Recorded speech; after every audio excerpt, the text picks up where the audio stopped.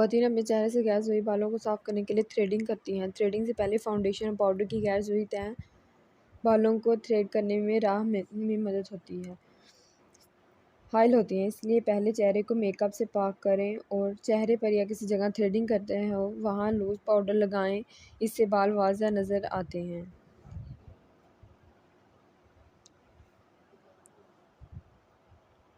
اور تھریڈنگ کرنے میں کافی سہولت ہو جاتی ہے۔ اس کے علاوہ پاؤڈر کی وجہ سے جلد بھی نرم رہتی ہے۔ جلد چونکہ نازک ہوتی ہے، اس لیے بالوں کو تھریڈنگ کرنے سے متاثرہ جگہ سرخ ہو جاتی ہے۔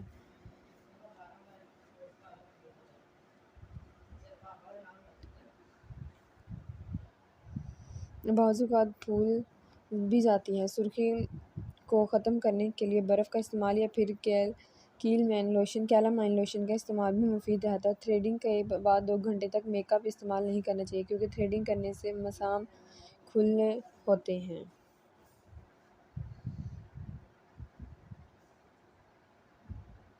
اور میک اپ کا استعمال جلد کو نقصان پہنچا سکتا ہے۔